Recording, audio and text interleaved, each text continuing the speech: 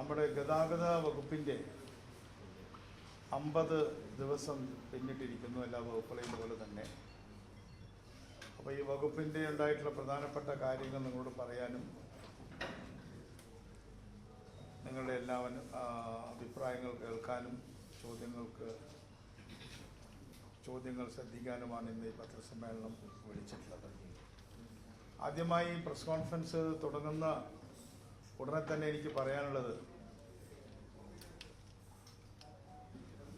KSRTCയിലൂടെ government നടപ്പാക്കിയ പ്രിയദർശിനി പദ്ധതി, ആ പദ്ധതി ഒരു വമ്പിച്ച വിജയമായി തീർന്നതിൻ്റെ പ്രധാനമായ കാരണം മാധ്യമങ്ങൾ ആ പദ്ധതിക്ക് നൽകിയ തുറന്ന പിന്തുണയാണ്.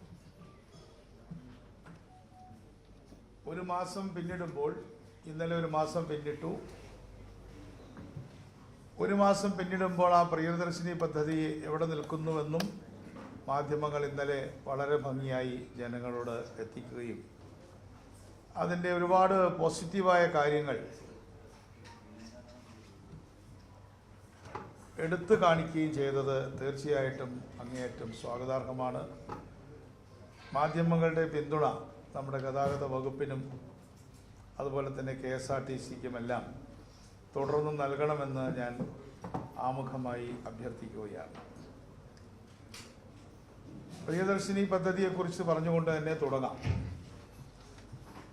പ്രിയദർശിനി പദ്ധതിയിൽ ഇപ്പോൾ ഇന്നലെ അവസാനിച്ച ഒരു മാസത്തിനിടയിൽ 3.81 കോടി യാത്രകളാണ് നടന്നിട്ടുള്ളത്. യാത്രക്കാരല്ല, യാത്ര. ഒരാൾ തന്നെ പല പ്രാവശ്യം നടത്തിയിട്ടുണ്ടാവും. ഫ്രീ ജേണിയാണ് ഞാൻ ഉദ്ദേശിക്കുന്നത്, ഫ്രീ ജേണീസ്. 3.81 യാത്രകൾ നടന്നു. അത് നമ്മുടെ ജനസംഖ്യയേക്കാളും കൂടുതലാണ്, എങ്കിലും അതൊരു രസകരമായ ഒരു കണക്കാണ്. എല്ലാ ദിവസവും യാത്ര ചെയ്യുന്ന സ്ത്രീകളുടെ എണ്ണം ഏകദേശം 5.5 ലക്ഷം 6 ലക്ഷത്തിൽ നിന്ന് 12.71 ലക്ഷമായിട്ട് ഉയർന്നിരിക്കുകയാണ്. അതുപോലെ തന്നെ സ്ത്രീകളുടെ ശതമാനം യാത്രക്കാരിൽ 66% ഉയർന്നു. 64% ആളുകളും ഇന്നിപ്പോൾ സ്ത്രീകളാണ്. നമ്മൾ സ്ത്രീകൾക്ക് 1/3 സംവരണം വേണമെന്നൊക്കെ പറയുന്ന കാലത്ത് 2/3 പേരും ഇപ്പോൾ സ്ത്രീകളാണ് എന്നുള്ളത് വളരെ പ്രധാനപ്പെട്ട കാര്യമാണ്. അതുപോലെ തന്നെ നമ്മുടെ ആവറേജ് വാല്യൂ, ഒരു ടിക്കറ്റിൻ്റെ ആവറേജ് വാല്യൂ 21 രൂപയാണ്. ഇത്തരത്തിലുള്ള നിരവധി കണക്കുകളുണ്ട്. ഞാനെല്ലാം വിസ്തരിച്ച് പറയുന്നില്ല, നിങ്ങൾക്ക് അത് പബ്ലിക് ഡൊമൈനിൽ നൽകാൻ സാധിക്കും. പബ്ലിക് ട്രാൻസ്പോർട്ടിൻ്റെ നെറുകയിലേക്ക് സ്ത്രീകൾ കടന്നു വന്നു. സ്ത്രീകളുടെ വരുമാന വർധനവുണ്ടാക്കിയ ഒരു പദ്ധതിയാണ് ഇത് എന്ന് നമ്മൾ പറഞ്ഞിട്ടുണ്ട്. അത് ക്വാണ്ടിഫൈ ചെയ്യുന്നതിന് വേണ്ടിയിട്ട് നമ്മുടെ PhD ബിരുദധാരികളായിട്ടുള്ള ആളുകളുടെ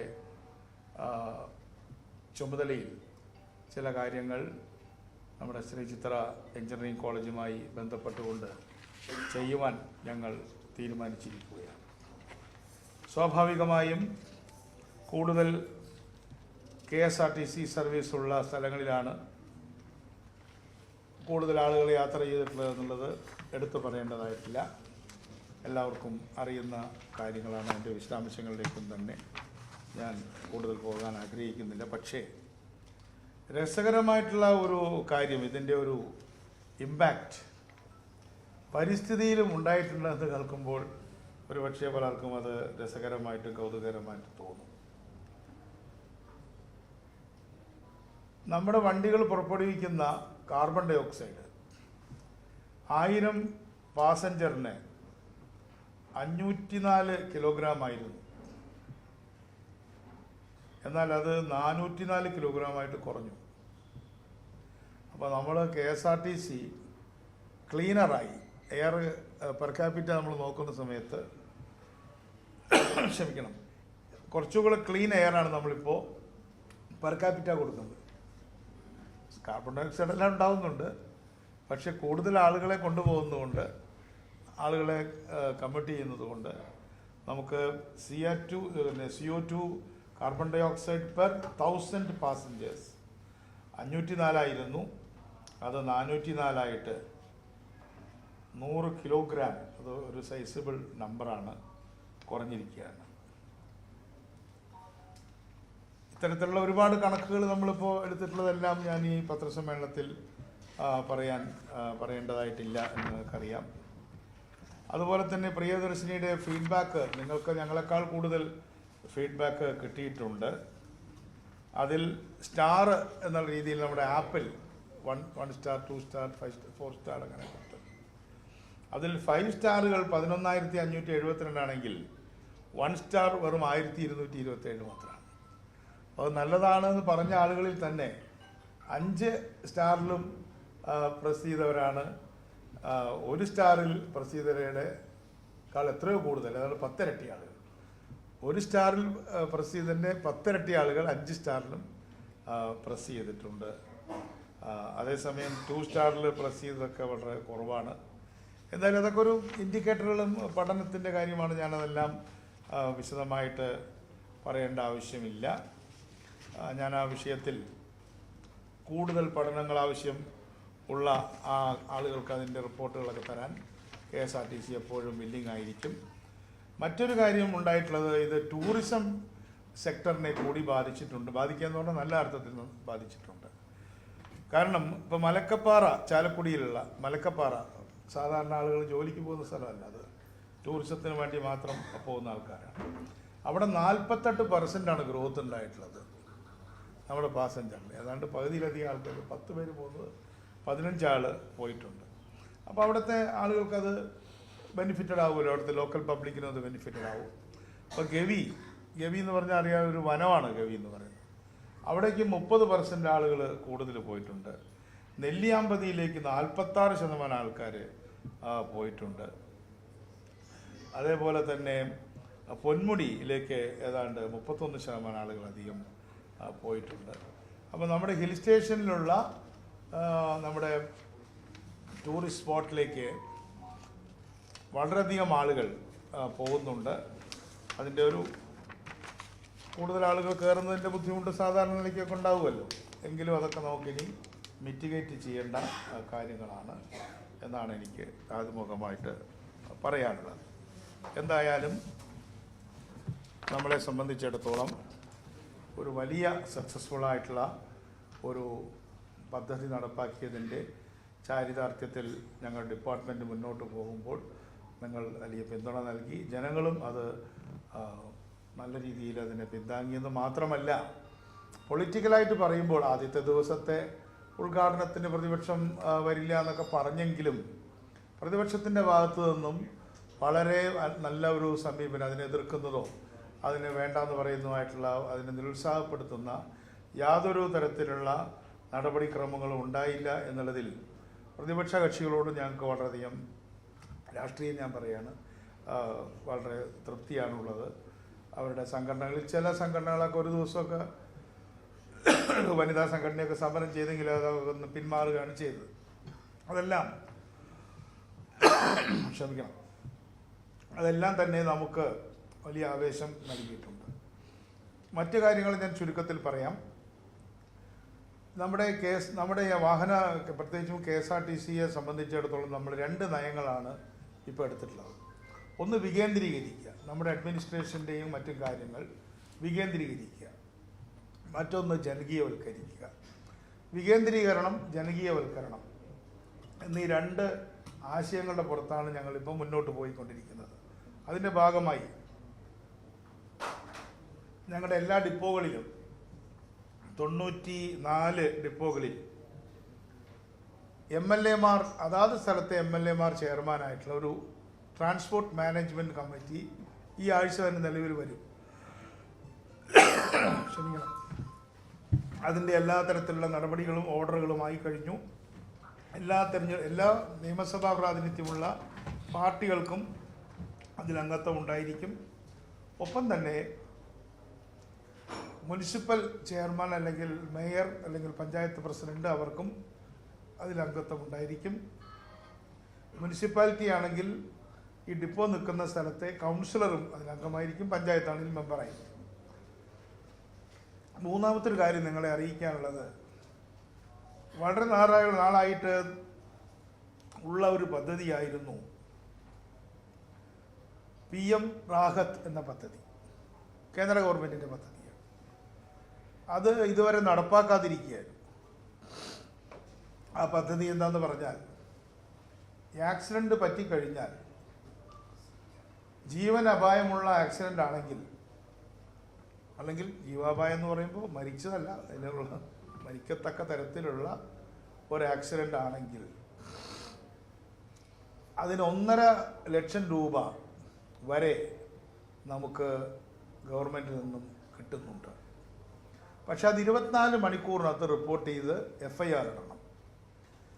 അത്ര സാരമല്ലാത്ത ആക്സിഡൻ്റ് ആണെങ്കിൽ, പരിക്കുകളോടൊരു ആക്സിഡൻ്റ് ആണെങ്കിൽ അത് 48 മണിക്കൂറിനകത്ത് റിപ്പോർട്ട് ചെയ്താൽ മതി. FIR ചെയ്യണം.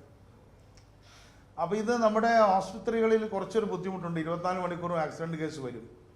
അപ്പോൾ ഒരാളവിടെ ലാപ്ടോപ്പൊക്കെ വെച്ച് കൃത്യമായി ഈ പോലീസ് സ്റ്റേഷനുകളുമായി ബന്ധപ്പെട്ട് SHOമാരുമായി, സ്റ്റേഷൻ ഹൗസ് ഓഫീസർമാരുമായി ബന്ധപ്പെട്ടുകൊണ്ട് കൃത്യമായ തരത്തിൽ ഇതിനെ അപ്ലോഡ് ചെയ്യണം. എന്തായാലും ഇപ്പോൾ ഒരു പൈലറ്റ് പ്രോജക്റ്റ് ഈ 50 ദിവസത്തിനകത്ത് നമ്മൾ നടപ്പാക്കി. അത് തിരുവനന്തപുരം മെഡിക്കൽ കോളേജിൽ നമുക്ക് അത് ചെയ്യാൻ കഴിഞ്ഞു, അത് ആരംഭിക്കാൻ സാധിച്ചു. അതിൻ്റെ അടിസ്ഥാനത്തിൽ ഒരു രോഗിക്ക് ഈ കഴിഞ്ഞ ആഴ്ച പൈസ കിട്ടി. കൂടുതൽ ആശുപത്രികളിലേക്ക് അത് വികസിപ്പിക്കണം, സ്വകാര്യ ആശുപത്രികളിലേക്കും അത് വികസിപ്പിക്കാൻ കഴിയും. അതും ഇന്നിപ്പോൾ നമ്മൾ സംസാരിക്കുകയായിരുന്നു. അപ്പോൾ ഇന്നത്തെ ഈ കോർഡിനേഷൻ കമ്മിറ്റി യോഗമാണെന്ന് ഞാൻ പറഞ്ഞു. ഒരു കോർഡിനേഷൻ കമ്മിറ്റി നമ്മളിപ്പോൾ രൂപീകരിച്ചിരിക്കുകയാണ്. ആ കോർഡിനേഷൻ കമ്മിറ്റിയുടെ ചെയർമാൻ മിനിസ്റ്ററാണ്. ഒപ്പം തന്നെ സെക്രട്ടറിയാണ് അത് കൺവീൻ ചെയ്യുന്നത്. റോഡ് സേഫ്റ്റി കമ്മീഷണറുണ്ട്, ട്രാൻസ്പോർട്ട് കമ്മീഷണറുണ്ട്, KSRTCയുടെ MD ഉണ്ട്, അതുപോലെ മെട്രോപൊളിറ്റൻ സമിതിയുടെ CEO ഉണ്ട്. ഇവരെല്ലാം അടങ്ങുന്ന ഒരു കോർഡിനേഷൻ കമ്മിറ്റി ഇന്ന് ആദ്യത്തെ യോഗം ഈ കെട്ടിടത്തിൽ തന്നെ ചേർന്നു. ഈ വകുപ്പുമായി ബന്ധപ്പെട്ട എല്ലാ കാര്യങ്ങളുടെയും വിശദാംശങ്ങൾ, നിറ്റിഗ്രിറ്റി എന്ന് പറയുന്നത് പോലെ അജണ്ട അടിസ്ഥാനത്തിൽ ചർച്ച ചെയ്ത് തീരുമാനമെടുത്ത് മുന്നോട്ട് കൊണ്ടുപോവുക. ഫയൽ മൂവ്മെൻറ്റിന് വേണ്ടി കണ്ടമാന സമയം കളയാതിരിക്കുക. നമ്മുടെ LSC വകുപ്പിലൊക്കെ ചെയ്യുന്നത് പോലെ എല്ലാ ആഴ്ചയും ഞങ്ങളിപ്പോൾ ഈ കമ്മിറ്റി കൂടാനായിട്ട് തീരുമാനിച്ചിരിക്കുകയാണ്. മറ്റൊരു കാര്യം നിങ്ങൾക്കെല്ലാം അറിയുന്നതാണ്, 50 ദിവസത്തെ കാര്യം എന്നുള്ള എനിക്ക് ഞാൻ പറയുന്നതെന്ന് മാത്രമേ ഉള്ളൂ. ഇതെല്ലാവർക്കും കൊടുക്കുന്നുണ്ടല്ലോ, ഈ കോപ്പി എല്ലാവർക്കും തരുന്നുണ്ട്. വാഹന നികുതികൾ കുറച്ചതിൻ്റെ ഡീറ്റെയിൽസ് ഉണ്ട്. ഭിന്നശേഷിക്കാർക്കുള്ള വാഹന നികുതി ഇളവ് പരിധി 7 ലക്ഷത്തിൽ നിന്ന് 15 ലക്ഷമായിട്ട് ഉയർത്തി. അതുപോലെ തന്നെ PSCയുടെ ലിസ്റ്റിൽ നിന്ന് ഞങ്ങൾ 60 പേരെ നിയമിച്ചു. 60 പേരെ MVI, AMVI തസ്തികകളിൽ നിയമിച്ചു കഴിഞ്ഞു. ഭിന്നശേഷി പാസിന് 20,000 രൂപയിൽ നിന്ന് 50,000 രൂപയായിട്ട് നമ്മളതിൻ്റെ വരുമാന പരിധി ഉയർത്തി. കാരണം 2,000 രൂപ പെൻഷൻ കിട്ടുന്ന ആൾക്ക് 24,000 രൂപ വരുമാനം ഉണ്ടല്ലോ, അപ്പോൾ അവർക്ക് ആർക്കും കിട്ടില്ല. അപ്പോൾ നമുക്ക് 50,000 അത് ഉയർത്തിയിട്ടുണ്ട്. പിന്നെ ഇപ്പോൾ KSRTCയിലെ ഒരു നമ്പർ 149 നിങ്ങൾക്ക് വേണമെങ്കിൽ പരീക്ഷണാർത്ഥം വിളിക്കാവുന്നതാണ്. വിളിക്കുമ്പോൾ അവരെ ഒന്ന് അപ്രീഷിയേറ്റ് ചെയ്യുന്നത് നല്ലതാണ്. പത്രമാധ്യമങ്ങൾ എന്നാണ് വിളിക്കുന്നത് എന്ന് പറഞ്ഞാൽ അവർക്കൊരു സന്തോഷമുണ്ടോ. 24 hours 149 എന്നുള്ള നമ്പറിൽ വിളിച്ചാൽ അവിടെ ഒരു വളരെ സജീവമായൊരു കോൾ സെൻറ്റർ ഇപ്പോൾ നടക്കുന്നുണ്ട്. അതുപോലെ തന്നെ കണ്ടക്ടർമാർക്കും ഡ്രൈവർമാർക്കും അവരെയൊക്കെ ശിക്ഷണ നടപടികൾക്ക് വിധേയമാക്കുക മാത്രമല്ല, അവർക്ക് നല്ല പ്രോത്സാഹനം, സമ്മാനങ്ങളും എല്ലാം കൊടുക്കുകയാണ്. ഓരോ 3 മാസം കൂടുന്തോറും ബെസ്റ്റ് ഡ്രൈവർ, ആ ഡിപ്പോയിൽ ഏറ്റവും നല്ല ഡ്രൈവർ എന്ന് പറഞ്ഞാൽ ഡീസൽ സേവ് ചെയ്യുക, നല്ല രീതിയിൽ കേടുവരാതെ വണ്ടികൾ ഓടിക്കുക തുടങ്ങിയിട്ടുള്ള ഇൻഡിക്കേറ്റേഴ്സ് വെച്ചിട്ടാണ്. അതിനൊക്കെ ഒരുപാട് ഇൻഡിക്കേറ്ററുകളുമുണ്ട്. കണ്ടക്ടർമാരെടുക്കും എല്ലാം തന്നെ തൊഴിലാളികളെ വിശ്വാസത്തിലെടുക്കുക, തൊഴിലാളികളെ ശത്രുക്കളായിട്ട് കാണാതെ അവരാണല്ലോ ഇത് റൺ ചെയ്യുന്നത്, അക്ഷരാർത്ഥത്തിൽ അവരാണ് റൺ ചെയ്യുന്നത്. അപ്പോൾ അതുകൊണ്ട് അവരെ നമ്മുടെ കൂടെ നിർത്തുകയും അവരെ ഉൾപ്പെടുത്തിക്കൊണ്ട് മുന്നോട്ട് പോവുകയും ചെയ്യുക. അതുപോലെ തന്നെ നമ്മളിപ്പോൾ ഈ ഒരു വലിയ ഒരു യജ്ഞം ആരംഭിക്കുകയാണ്. അത് ഞാനിന്ന് ഇവിടെ പ്രാഥമികമായിട്ടുള്ള അനൗൺസ്മെൻറ്റ് ഇവിടെ നടത്തുകയാണ്. അത് മറ്റൊന്നുമല്ല, ഒരു റോഡ് സേഫ്റ്റി ക്യാമ്പയിൻ, നമ്മുടെ സാക്ഷരതാ ക്യാമ്പയിൻ പോലെ റോഡ് സുരക്ഷാ യജ്ഞം നമ്മൾ ആരംഭിക്കുക, റോഡ് സേഫ്റ്റി യജ്ഞം ആരംഭിക്കുകയാണ്. അപ്പോൾ അതുകൊണ്ട് അതിന് ഇനിയും നമുക്ക് കാണാം, മാധ്യമങ്ങളുടെ പിന്തുണ തന്നെയാണ് അതിൽ ഏറ്റവും പ്രധാനം. അതിൽ കുട്ടികളുടെ പങ്കാളിത്തം, NCC കാഡറ്റുകൾ, അതേപോലെ student police, national service scheme, scout, guide തുടങ്ങിയിട്ടുള്ള കുട്ടികളുടെ പങ്കാളിത്തമുണ്ട്.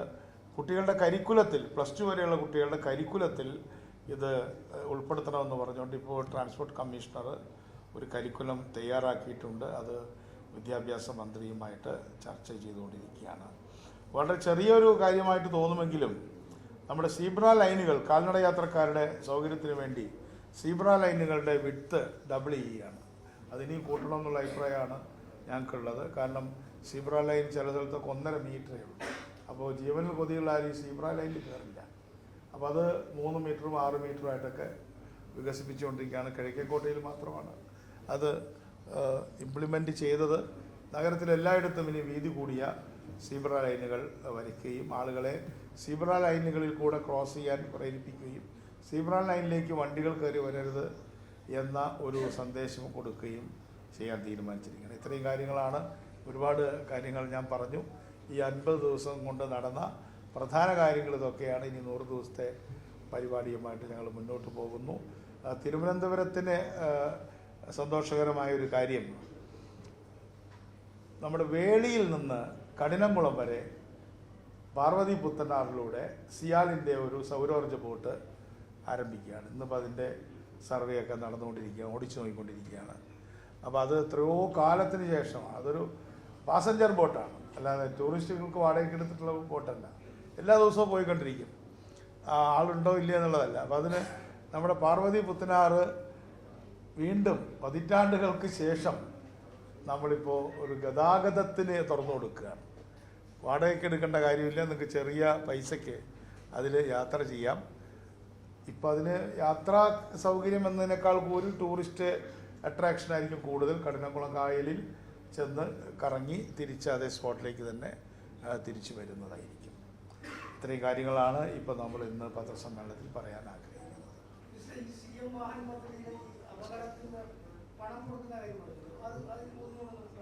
റാഹത്ത്, അതായത് ഒരു ആക്സിഡൻറ്റ് പറ്റിക്കഴിഞ്ഞാൽ ഇന്നിപ്പോൾ MACT ക്ലെയിമല്ലേ ഉള്ളത്, അത് വളരെയധികം സമയമെടുത്ത് കിട്ടുന്നൊരു കാര്യമാണല്ലോ.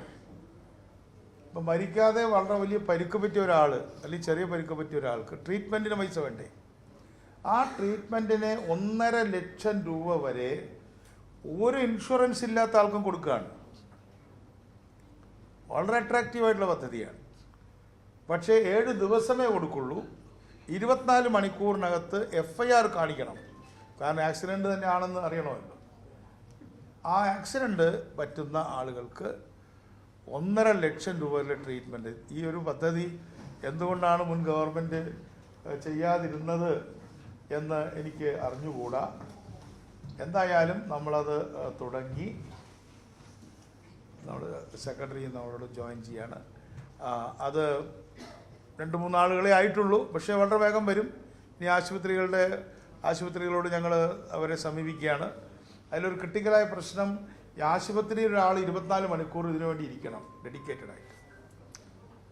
ചില ദിവസം 5 ആക്സിഡൻറ്റ് ഉണ്ടാവും, ചിലപ്പോൾ 2 ഉണ്ടാവും, ലൈക്ക് ദാറ്റ്. പക്ഷെ ആളവിടെ ഇരിക്കണം. ഇല്ല, ആ സമയത്ത് ചെയ്തില്ലെങ്കിൽ പിന്നെ ചെയ്തിട്ട് കാര്യമില്ല. 24 hours ചെയ്യണമല്ലോ. അപ്പോൾ അതിനു വേണ്ടി നമ്മൾ ആളുകളെയും നമ്മൾ മാൻ ചെയ്യും അവിടെ സ്പോട്ടിൽ. ഗതാഗത വകുപ്പുമായി ബന്ധപ്പെട്ട് ചെയ്യും. ആശുപത്രികളുമായി സഹകരിച്ചുകൊണ്ട് അവരുമായി ചോദിച്ച്, ഒരാൾ പോരല്ലോ, ഒരു ആശുപത്രിയിൽ ഒരാൾ പോരാ, 3 ആൾ മിനിമം 8 മണിക്കൂർ വേണം, പിന്നെ അവർക്ക് റെസ്റ്റ് വേണം. അങ്ങനെ അത് നമ്മൾ അതിന് വേണ്ടിയിട്ടുള്ള അഡ്മിനിസ്ട്രേറ്റീവ് എക്സ്പെൻഡിച്ചറും നമുക്കിതിൽ നിന്ന് എടുക്കാവുന്നതാണ്.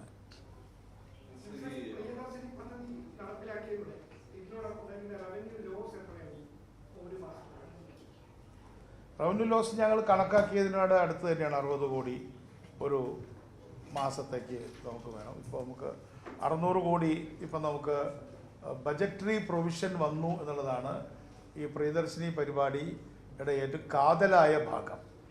കാരണം പലപ്പോഴും ഗവൺമെൻറ്റുകൾ പൊതുമേഖലാ സ്ഥാപനങ്ങളോട് പല കാര്യവും ചെയ്യാൻ പറയും.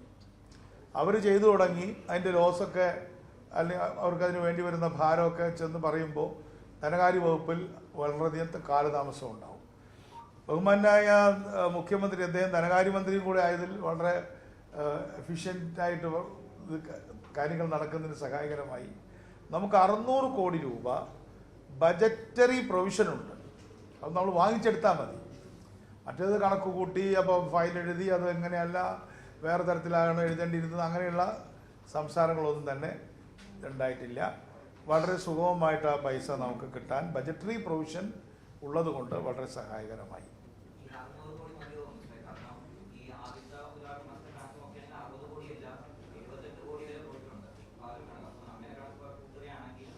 രണ്ട് തരത്തിലത് കണക്ക് കൂട്ടാം. അത് നമ്മളത് ചർച്ച ചെയ്തുകൊണ്ടിരിക്കുക. ഒരു മാസമല്ലേ ആയിട്ടുള്ളൂ. നമുക്ക് നമ്മുടെ എക്സ്പെൻഡിച്ചർ എത്രയാണ്, പിന്നെ ഇമാജിനറി നമുക്ക് എല്ലാവരും പൈസ തന്നിരുന്നെങ്കിൽ എത്രയാണ് എന്നുള്ള രണ്ട് തരത്തിൽ അക്കൗണ്ട് ചെയ്യുന്ന സമയത്ത് അത് ഞങ്ങൾ വളരെ വളരെ സൂക്ഷ്മമായി അത് നിരീക്ഷിച്ചുകൊണ്ടിരിക്കുകയാണ്.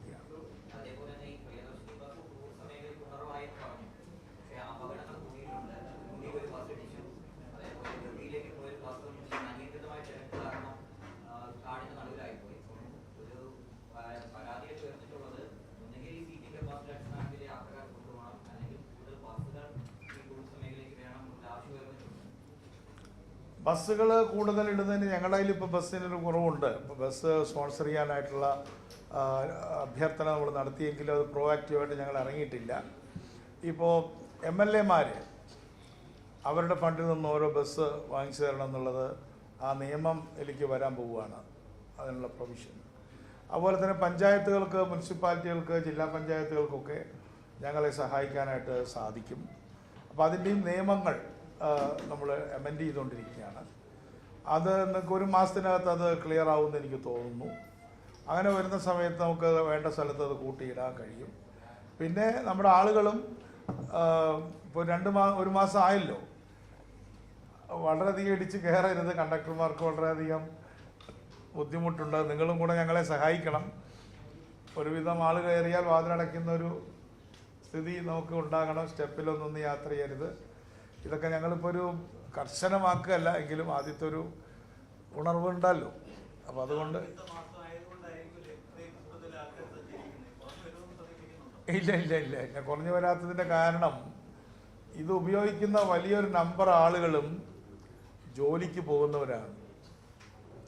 അല്ലെങ്കിൽ ജോലിക്ക് പോയി മടുപ്പുള്ള ജോലികൾ ചെയ്ത് ഒന്ന് പുറത്ത് പോകണം. ടൂറിസം എന്ന് പറഞ്ഞാൽ അതാണല്ലോ, എല്ലാ ദിവസവും മടുപ്പിക്കുന്ന ജോലിയിൽ നിന്നുള്ളൊരു ബ്രേക്ക്. അപ്പോൾ ആ ബ്രേക്ക് എടുക്കുക എന്നുള്ളതും ഈ തൊഴിലിൻ്റെ ഭാഗമാണ്. വിനോദം എന്നുള്ളത് തൊഴിലിൻ്റെ ഭാഗമാണ്. 8 മണിക്കൂർ വിനോദമുണ്ട്. നമ്മളത് പറഞ്ഞിട്ടില്ല, ചെയ്യാറില്ല. 8 മണിക്കൂർ അധ്വാനത്തിൻ്റെ കൂടെ 8 മണിക്കൂർ വിശ്രമവും 8 മണിക്കൂർ വിനോദവും ഉണ്ടല്ലോ മെയ് ദിനത്തിൽ. അപ്പോൾ അതുകൊണ്ട് ആ വിനോദം എന്നുള്ളത് നമ്മുടെ അധ്വാനത്തിൻ്റെ കൂടെ ഭാഗമാണ്. അത് നമ്മൾ ഫ്രീ ആക്കിയിരിക്കുകയാണ് വിനോദവും. അത് വളരെ ഇമ്പോർട്ടൻ്റ് ആയൊരു കാര്യമാണ്.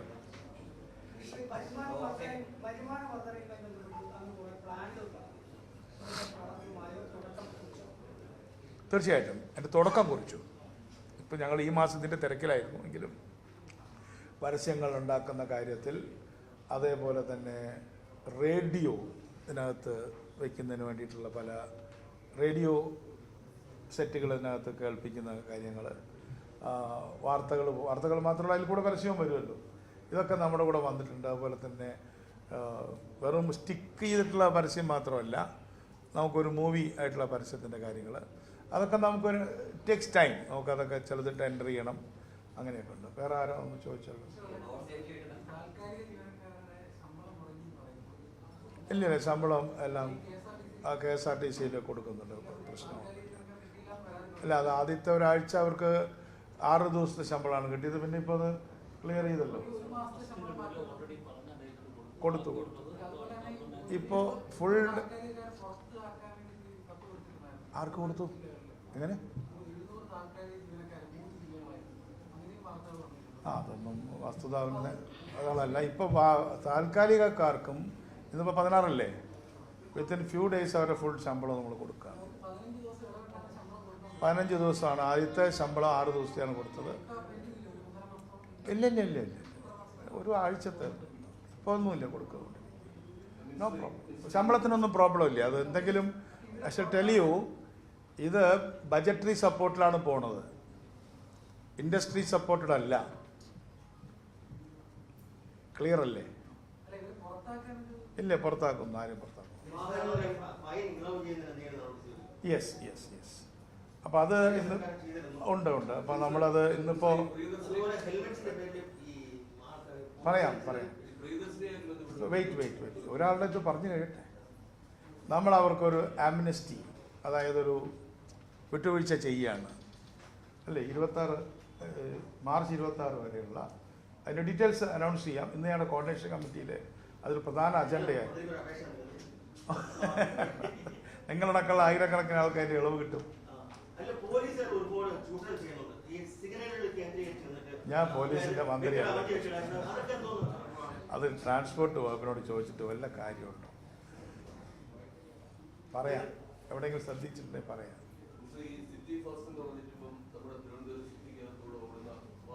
അതെ,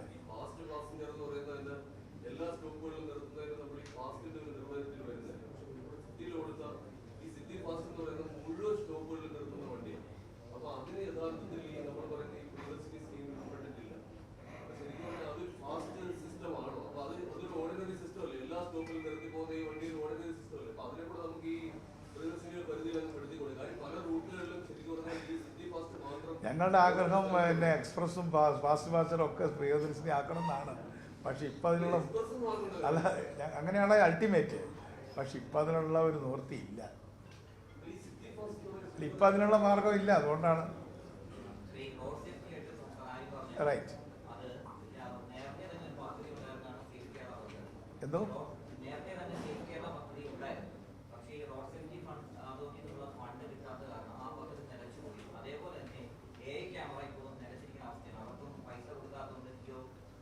അത്തരം കാര്യങ്ങൾ ഞങ്ങൾ ചർച്ച ചെയ്യുന്നുണ്ട്. ഞാൻ പറഞ്ഞത് എല്ലാ ആഴ്ചയും ഇന്നിവിടെ കൂടിയതുപോലെ ഇന്നിപ്പോൾ 9:30 കൂടി 12 മണിക്ക് നിങ്ങൾ വന്നുകൊണ്ട് നിർത്തിയതാണ്. അല്ലെങ്കിൽ 3 മണിക്കൂറോളം ആഴ്ചയിൽ അതിനുവേണ്ടി ചെലവിടുകയാണ്. എല്ലാ അജണ്ടയും ചർച്ച ചെയ്യും. അപ്പോൾ അതിൻ്റെ അടിസ്ഥാനത്തിൽ നമുക്ക് പ്ലാൻ ഫണ്ടുണ്ട്. ആ പ്ലാൻ ഫണ്ട് ഉപയോഗിക്കും. നമ്മുടെ ഡിപ്പാർട്ട്മെൻറ്റിന് 200 കോടിയിലധികം പ്ലാൻ ഫണ്ടുണ്ട്. ആ പ്ലാൻ ഫണ്ടിൽ ഈ റോഡ് സേഫ്റ്റിക്കുള്ള ഒരു കോമ്പണൻറ്റ് ഉണ്ട്. അത് ഉപയോഗിക്കുന്ന മാത്രമല്ല, നമ്മൾ അവരിൽ ആരെയൊക്കെയാണെന്ന് ചോദിച്ചാൽ NCC cadets, national service scheme, student police, അതേപോലെ തന്നെ സ്കൗട്ട്, ഗൈഡ്, സ്റ്റുഡൻസ്, മൊത്തത്തിൽ എല്ലാവരെയും ഉപയോഗിച്ചുകൊണ്ട് ഒരു വലിയ യജ്ഞമായിട്ടാണ് നടത്താൻ പോകുന്നത്. അതാത് സമയത്ത് അറിയിക്കാം. പൈസയുണ്ട്, പൈസ കൊടുക്കാത്തതാണ്. ഞങ്ങൾ അത് മേടിച്ചെടുത്തോളാം ഡിപ്പാർട്ട്മെൻറ്റ്.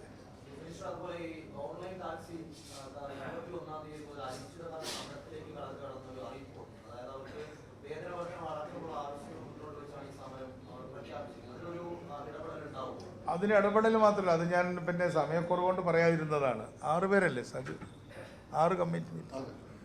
ഞങ്ങളിപ്പോൾ 6 NM സ്റ്റേക്ക് ഹോൾഡേഴ്സുമായിട്ട് നമ്മൾ ഇതേ ഹാളിൽ തന്നെ നിരന്തരമായ നീണ്ട ചർച്ച നടത്തി. അതിലൊരു സ്റ്റേക്ക് ഹോൾഡറുടെ അടുത്ത് നിങ്ങൾ തന്നെ വന്നിരുന്നല്ലോ. നമ്മുടെ പ്രൈവറ്റ് ബസ്സുകാരുണ്ട്, ട്രക്കുകാരുണ്ട്, ടാക്സിക്കാരുണ്ട്, ഓൺലൈൻ ടാക്സിക്കാരുണ്ട്. എല്ലാവരുമായിട്ട് നമ്മൾ സംസാരിച്ചുകൊണ്ടിരിക്കുകയാണ്. അതുപോലെ തന്നെ ബസ്സിൽ തന്നെ സ്റ്റേജ് കാരിയർ എന്ന് പറയുന്ന ടിക്കറ്റ് എടുത്ത് പോകുന്ന ബസ്സുണ്ട്, അല്ലാതെ കോൺട്രാക്ട് കാരേജുണ്ട്. ഇനി എല്ലാവരുമായിട്ട് ഇനി ആ ട്രക്കിൽ തന്നെ ഇനി നമ്മൾ വലിയ മറ്റേ അപകടങ്ങളൊക്കെ പലപ്പോഴും വിളിച്ചു വരുത്തുന്ന ചില ട്രക്കുകളുണ്ടല്ലോ സ്പീഡിൽ പോയിട്ട്, അവരെല്ലാം നമ്മൾ വിളിച്ചു വരുത്തി അവരുടെ ആവശ്യങ്ങൾ, ടിപ്പർ എന്ന് വിളിക്കുന്ന വിഭാഗത്തിൽപ്പെട്ടവർ എല്ലാ സ്റ്റേക്ക് ഹോൾഡേഴ്സിനോടും സംസാരിക്കുകയാണ്. ഇപ്പോൾ അതിൽ നിങ്ങൾക്കൊരു ഞങ്ങളുടെ മുഖത്ത് വന്ന് അടിച്ച ഒരു സ്റ്റാറ്റിസ്റ്റിക്സ് ഞാൻ നിങ്ങളോട് പറയാം. അതായത് നമുക്ക് ബസ്സുകൾ എന്ന് പറയുന്ന ഒരു 25,000 ബസ്സേ ഉള്ളൂ, എല്ലാം കൂടി അപ്രോക്സിമേറ്റ്ലി 25,000. ഇനി എല്ലാം നമ്മൾ വിട്ടുപോയതടക്കം 30,000 താഴെയുള്ളൂ. പക്ഷേ നിങ്ങളെ അതിശയിപ്പിക്കുന്നതുമായിരിക്കും, ട്രക്കുകളുടെ എണ്ണം 6 ലക്ഷമാണ്. 6 ലക്ഷം ചെറുതും വലുതുമായ ട്രക്കുകളുണ്ട്, 4 വീലർ ട്രക്ക്. അതിൽ 50, 60, 70 ലക്ഷം രൂപ വരെയുള്ള ട്രക്കുകളുണ്ട്. അപ്പോൾ ഞങ്ങൾ കണക്കുകൂട്ടിയത് 3 ലക്ഷം കോടിയിലധികം രൂപ ട്രക്ക് ഇൻവെസ്റ്റ് ചെയ്തിട്ടുള്ള ഇൻവെസ്റ്റേഴ്സ് മുടക്കിയിട്ടുണ്ട്. 3 ലക്ഷം കോടി നമ്മുടെ ടോട്ടൽ ബജറ്റിൻ്റെ ഇരട്ടിയാണ്, അതൊരു വാർഷിക ബജറ്റിൻ്റെ. അപ്പോൾ അത് ഈ വാഹന മേഖലയിൽ സാധാരണക്കാർ മുടക്കിയിട്ടുള്ള പൈസ, ഇത് കോർപ്പറേറ്റുകളൊന്നുമല്ല, അല്പം സമ്പന്നരും ഇടത്തരക്കാരുമായിട്ടുള്ള ആൾക്കാർ ചെയ്തിട്ടുള്ളതാണ്. അവർ തന്നെയാണ് പലരും വണ്ടി ഓടിക്കുന്നതൊക്കെ ചെയ്യുന്നത്, ചിലർ കുടുംബസമേതം വണ്ടി ഓടിക്കുന്നുണ്ട്. അപ്പം നമ്മുടെ ഈ വാഹന മേഖല എന്ന് പറയുന്നത് മാധ്യമങ്ങളുടെയും ശ്രദ്ധ വരേണ്ടതാണ്. അപ്പം അത്തരത്തിലുള്ള നിക്ഷേപകർ അവർക്കെല്ലാം നമ്മൾ ചില വെൽഫെയർ പദ്ധതികളെക്കുറിച്ചൊക്കെ ഞങ്ങൾ അവരുടെ ആവശ്യങ്ങൾ വന്നിട്ടുണ്ട്, അവരുമായി സംസാരിച്ച് സബ് കമ്മിറ്റികളൊക്കെ വെച്ച് അവരെയൊക്കെ നമ്മൾ ഉത്സാഹത്തിലേക്ക് കൊണ്ടുവരും. സാധാരണ ഇത്തരം സ്റ്റേക്ക് ഹോൾഡർ മീറ്റിങ്ങൊന്നും നടക്കാറില്ല, പ്രത്യേകിച്ച് മന്ത്രിമാർ പങ്കെടുത്ത സ്റ്റേക്ക് ഹോൾഡർ മീറ്റിംഗ് നടന്നിട്ടേ ഇല്ല എന്നൊക്കെയാണ് പറയുന്നത്. എനിക്ക് അത്ഭുതം തോന്നുന്നു. ഞങ്ങൾ 6 മാസം കൂടുമ്പോൾ സ്റ്റേക്ക് ഹോൾഡേഴ്സിനെ കാണും, അവരുടെ ക്വസ്റ്റ്യൻസ് വേണമെങ്കിൽ അവർക്ക് അയച്ചു തരാം. ഈ ഹോളിൽ തന്നെയാണ് അവർ ഉണ്ടാവുക, പ്രധാന സമയത്ത് നിങ്ങളെയും കൂടെ വിളിക്കാം, ലൈക്ക് ദാറ്റ്.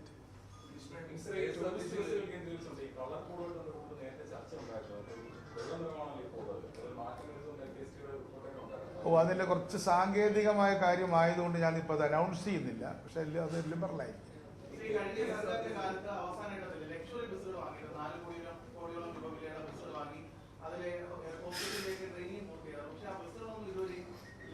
ഉടനെ ഇറക്കും 2 ഉള്ളൂ, 4. അത്തരം ബസ്സുകൾ കണ്ടമാനം വാങ്ങിക്കുന്നത് നമ്മുടെ ഒരു പോളിസിയല്ല, പക്ഷെ വാങ്ങിയത് നമ്മൾ ഉപയോഗിക്കും.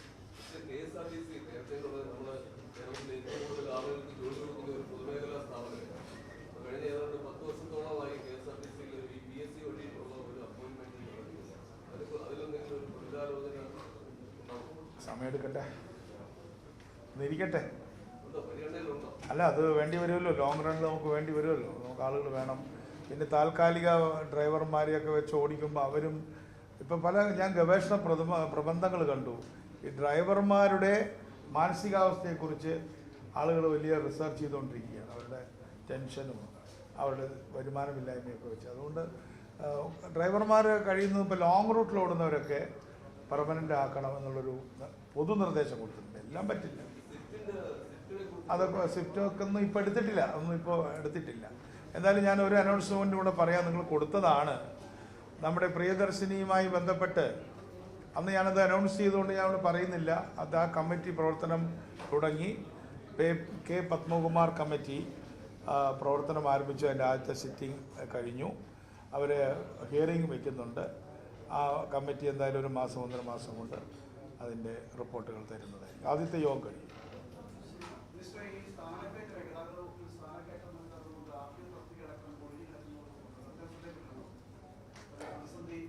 പ്രതിസന്ധിയൊന്നുമില്ല, അതൊക്കെ പരിഹരിക്കാം. അപ്പോൾ 60 ആളെ വെച്ചല്ലോ, 60 പേരെ PSC വെച്ചു. അപ്പോൾ അതുകൊണ്ട് കുറേ സാധനങ്ങൾ ഫില്ല് ചെയ്തിട്ടുണ്ട്. റൈറ്റ്, നമുക്ക് പത്രസമ്മേളനത്തിൽ ചോദിക്കാവുന്ന ചോദ്യങ്ങളൊക്കെ കഴിഞ്ഞു. അപ്പോൾ ഒരിക്കൽ കൂടി ഞാൻ അവസാനിപ്പിക്കുന്നതിന് മുമ്പായിട്ട് എല്ലാവർക്കും നന്ദി. ഇനിയും ഞങ്ങളുടെ വകുപ്പിനെയും നമ്മുടെ പ്രിയദർശിനിയെയും എല്ലാം സഹായിക്കണം. വിമർശനങ്ങളും ആവാം, വിമർശനങ്ങളോട് യാതൊരു അസഹിഷ്ണുതയില്ല.